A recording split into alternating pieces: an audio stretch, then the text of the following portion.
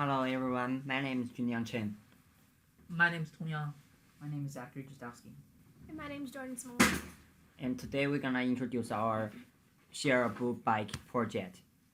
Let's have the Jordan explain the exclusive summary. We're proposing a project to improve the operation of the Share-A-Bull bike system. These bikes were introduced at USF in the fall of 2015. Since its initial operation, some problems have arisen that weren't foreseen. Some of these problems include redistribution, high operation costs, and lack of user input. JZJT proposes to fix these issues. Some new implementations we have include acquiring user feedback, sending user results, updated bike availability and peak hours, redistribution of bikes, and optimizing operating costs. The improvements will take about from 2 to 6 months from start to finish, and next we will discuss the feasibility with Julian. Okay, so firstly, the technical feasibility. We have three things: familiarity, rest, and compatibility. So firstly, the whole project rests grading the familiarity with the technology is high. Why? Because firstly, our team have a knowledge to a current Share-A-Bull bike system, and secondly, our team have knowledge to build a website design, but our team don't have a direct experience with the technology required to update the sources and the user information. So secondly, the project size is considered low risk because we only have 4 to 5 people, and this project only takes 6 months, and there's lots of student volunteer can hired to helping transport the bike. The last thing, the compatibility with Share-A-Bull bike experience technology infrastructure should be good because the internet infrastructure is already in place at USF, and there is a lot of new technology in the market. Then we can use it. So let's have next part to Tom. I'm going to talk about the break-even point, ROI, and NPV. We know that a high return or break-even is acceptable, and we have the high break-even, so that's fine. And in addition, we have lowest percentage of ROI, which is 30%, which is 282%. So it have a high ROI, so we can be good. And the last one, NPV. NPV is greater than 0, and strategy is not acceptable when NPV is less than 0. But overall, NPV is 785 and $152. So that means it's greater than 0. It can be acceptable. Then is the organization part. For the organization feasibility, we're gonna explain the three things. So firstly, how we can reduce the cost during the off-peak season. Then we're gonna figure out the lost and the safety problem, and finally we're gonna return on the investment. So as you can see on files, the reduce the cost during the peak season is very important since the school is informal pace. So because of the summer break and winter break, there is less students around the campus. So during the summer break and the winter break, we're gonna reduce the operation time from 11 hours per day, 7 days a week, to 7 hours per day and 7 days a week, which can reduce a lot of employees. Then for the lost and safety program, there's a huge cost on lost and safety. So our solution is to build a GPS inside the bike and build more racks. Then the student can lock the bikes everywhere around the campus. Okay, so next is our context level diagram. This is an overall general version of what our system looks like and will do. For our bike system, it consists of the manager, the maintainer, user, order, bike, and truck drivers.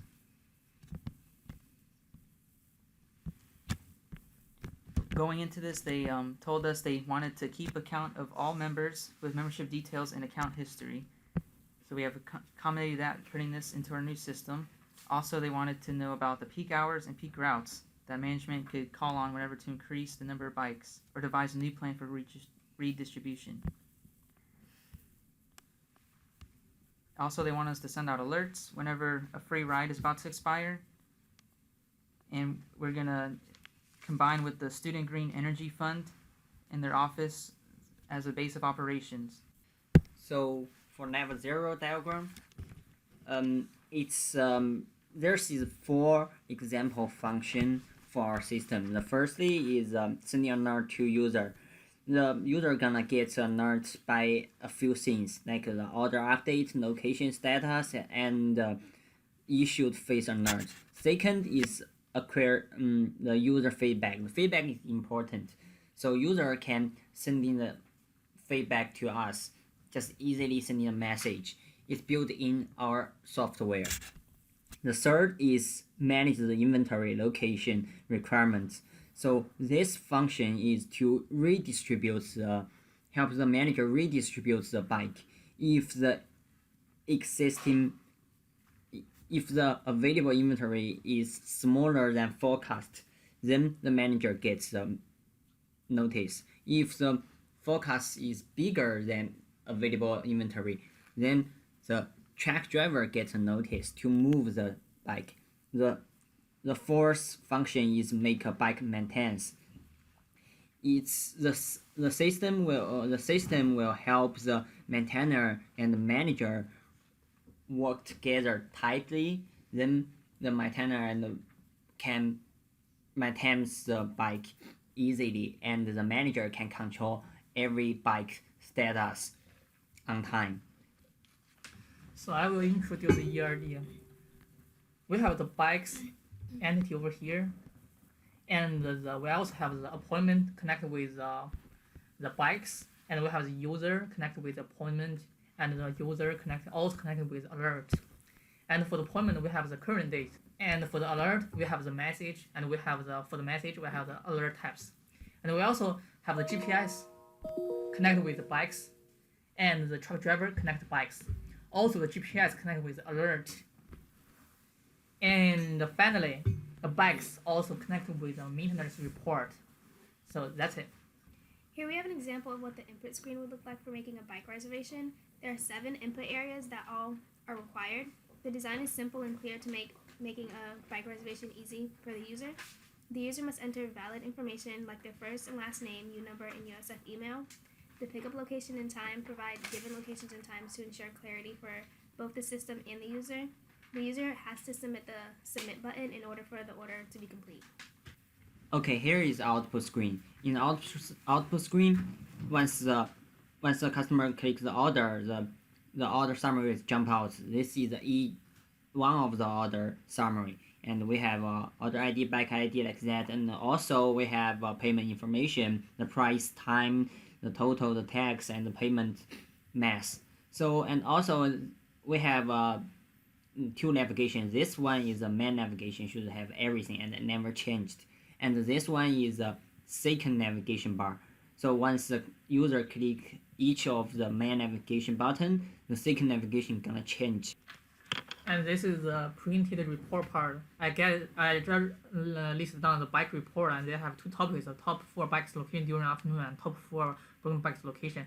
And they have 2 charts for each of these 2 topics.